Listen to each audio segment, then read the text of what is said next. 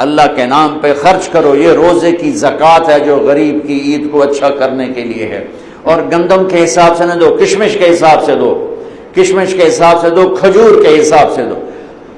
گندم 2 سیر بنتی ہے، کشمش 3 کلو بنتی ہے، کھجور 3 کلو بنتی ہے۔ جاؤ بازار میں پوچھو کیا ریٹ ہے، پھر اس کو ادا کرو کہ میرے رب کو سخی سے پیار۔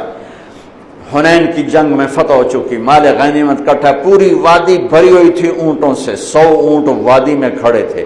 صفان بن امیہ اوپر سے کلمہ پڑھ چکے ہیں، اندر سے منافق ہیں۔ وہ اونٹوں کو نا یوں یوں دیکھ رہے، مجھے دیکھو ایسے ایسے دیکھ رہے۔ اللہ کے نبی قریب کھڑے تھے، ہر تھوڑے دیر بعد وہ یوں دیکھتے یوں دیکھتے۔ اونٹ تو عرب کی پسندیدہ ہے، تو میرے نبی کی نظر پڑ گئی کہ صفان یوں دیکھ رہا ہے، یوں دیکھ۔ آپ نے کہا صفان یہ اونٹوں کی وادی بھری ہوئی تینوں چنگی لگ دی بھائی؟ کہاں جی بڑی چنگی لگ رہی۔ کہا جا سارے تینوں ہدیہ۔ کہا اشہد انک رسول اللہ، اب گواہی دیتا ہوں آپ سچے رسول ہیں۔ اتنی بڑی سخاوت نبی کر سکتا اور کوئی نہیں کر سکتا۔ پھر اس نے مکے میں آ کے اعلان کیا، لوگو آمنوا بمحمد فإنه یؤتی عطاء لا یخشى الفقر۔ ارے لے آؤ ایمان محمد مصطفیٰ صلی اللہ علیہ وسلم کی رسالت پر کہ ان کی سخاوت سے میں جان گیا ہوں کہ وہ سچے رسول ہیں، اللہ کو سخی سے پیار ہے۔ عبد الرحیم خانہ جا رہے تھے دلی سے آگرے، تو شام کو پڑاؤ ڈالا۔ یہ جہانگیر کے بھی وزیر تھے، اکبر کے بھی وزیر تھے۔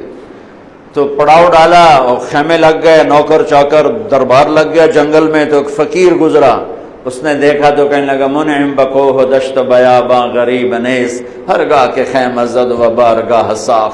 یہ مالدار لوگ بھی عجیب ہیں، یہ سفر میں بھی اپنے گھر بنا لیتے ہیں، یہ کسی جگہ بھی پردیسی نہیں ہوتے ہیں، دربار لگا لیتے ہیں۔ خانہ نے فرمایا اس کو 1 لاکھ روپے انعام دے دو۔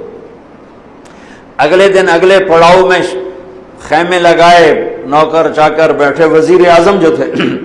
پھر وہ فقیر گزرا، اس نے پھر شعر پڑھا منعم بکوہ دشت بیاباں غریب نیس، انہوں نے کہا اس کو 1 لاکھ روپے انعام دے دو۔ تیسرے دن پھر دربار لگا، پھر فقیر گزرا، پھر 1 لاکھ دیا۔ چوتھے دن پھر 1 لاکھ دیا۔ 5ویں دن پھر 1 لاکھ دیا۔ 7ویں دن چھٹے دن پھر 1 لاکھ دیا۔ 7ویں دن پھر 1 لاکھ دیا۔ 8ویں دن وہ آیا نہیں، وہ جا کے میری بھی پشتہ نو کافی نلے بادشاہ پتہ نہیں اگلا ہی نہ کھو لوے۔ تو وہ سخی، تو جب شام بیت گئی اور وہ فقیر نہیں گزرا تو دلی سے آگرے 27 رات میں جانا تھا انہوں نے، 27۔ تو شام کو فرمانے لگے بھائی بڑا ہی بخیل نکلا، ہم نے تو 27 لاکھ اس کے لیے الگ کر دیے تھے، 27 جگہ پڑاؤ تھا، کہ ہم نے تو 27 لاکھ اس کے لیے الگ کر دیے تھے، وہی بڑا بخیل نکلا۔ اللہ کو ایسے لوگ پسند، سخی پسند ہے چاہے کافر ہی کیوں نہ ہو۔ کسرا نوشیروان کا پوتا خسرو پرویز، اس کے دربار میں ایک مچھیرا مچھلی لایا، اس کو بڑی پسند ہے، انہوں نے کہا اس کو 4000 دینار دے دیا۔ 4000 دینار تو کئی کروڑ روپیہ بنتا ہے۔ تو اس کی بیوی شیری نے اس کے کان میں کہا یہ کیا کیا ہے، صرف مچھلی پر اتنے پیسے دے دیے، یہ تو خزانے پر بوجھ ہے، واپس لو۔ کہا میں بادشاہ کیسے واپس لوں؟ وہ کہنے لگے اس کو بلاؤ، اس سے پوچھو یہ مچھلی نر ہے یا مادہ؟ اگر وہ کہا یہ نر ہے تو ہم کہنا ہمیں مادہ چاہیے تھی، مچھلی واپس لو، پیسے دو۔ اگر کہ یہ مادہ ہے تو تم کہنا ہمیں نر چاہیے تھا، مچھلی واپس لو، ہمارے پیسے دو۔ انہوں نے کہا ہاں یہ میں کر سکتا ہوں۔ انہوں کو بلایا، انہوں نے کہا ہاں بھائی یہ مچھلی نر ہے یا مادہ؟ وہ بھی کوئی بڑا سیاںا ہے، اسے کہا حضور یہ ہیجڑا ہے۔ اسے کہا 4000 اور دے دو، 4000 اور دے دو۔ 8000 دینار دا 3 پشتاں دی رقم آئی۔ اس شیریں کو بڑا غصہ چڑھا کہ تو اگلے نال بھی کم خراب ہو گیا۔ وہ 8000 لے کے جا رہا تھا تو 1 دینار گر گیا، تو اس نے وہ اٹھا لیا۔ تو شیریں نے کہا دیکھا کتنا بے غیرت کنجوس ہے کہ 8000 دینار لے کے جا رہا ہے، 1 گر گیا ہے وہ بھی نہیں چھوڑا۔ ایسے بخیل کی کبھی قدر نہیں کرنی چاہیے، سارے پیسے واپس لے لو۔ اور وہ اپنی شیریں سے بڑا دبتا تھا، انہوں نے کہا پھر بولا آیا بھائی، ارے تجھے اتنی دولت دے دی، 1 دینار گر گیا تھا کیوں اٹھایا؟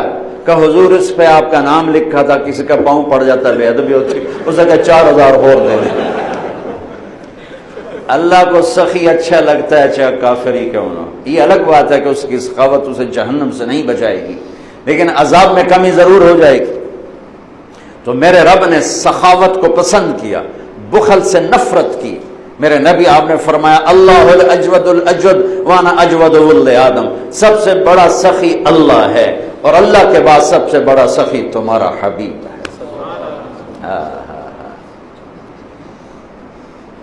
آپ کرتا پہن کے باہر نکلے، ایک صحابی نے کہا یا رسول اللہ یہ کرتا مجھے دے دیں، مجھے بڑا اچھا لگ رہا ہے۔ آپ نے کرتا اتار کے دے دیا اور خود کرتے کے بغیر تھے، چادر باندھی ہوئی کرتے کے بغیر، نماز کا وقت آ گیا اور نماز لیٹ ہو رہی ہے۔ بلال یا رسول اللہ نماز کا، میرے پاس تو کرتا کوئی نہیں۔ اللہ اکبر۔ تو صحابہ نے اس کو ڈانٹا، تجھے شرم نہیں آئی؟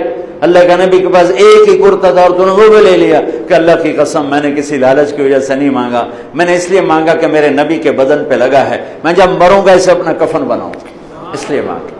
پھر آپ نے پڑوسی انصاری عورت سے چادر منگوائی، چادر اوپر اوڑھ کر، اور آپ نے جا کر نماز پڑھائی۔ یہ میرے نبی کی سخاوت۔ تو بھائیو اللہ کو سخی پسند ہے، تو اللہ کے نام پہ افطاریاں کراؤ، اور کم از کم یہ ہے کہ روزے کی زکوٰۃ دو، جس کو صدقہ فطر کہا جاتا ہے، اور گندم کے حساب سے مت دو، یا کشمش کے حساب سے دو، یا کھجور کے حساب سے دو۔ اور ایک تیسری چیز اس میں اعتکاف ہے۔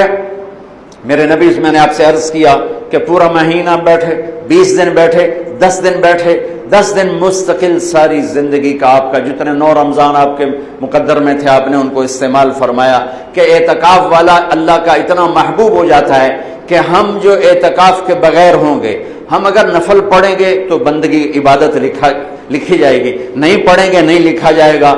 اعتکاف والا سویا بھی ہو تو اس کی عبادت لکھی جاتی، باتیں بھی کر رہا ہو تو تسبیح لکھی جاتی، کھانا بھی کھا رہا ہو تو بندگی لکھی جاتی۔ اور اللہ کے در پر وہ آ کے بیٹھ گیا ہے اور اللہ تعالیٰ فرماتے ہے تو میرا بو آئی مالتے بہ گیا، چلو جو منگتا ہے دے دیو، جو منگتا ہے دے دیو۔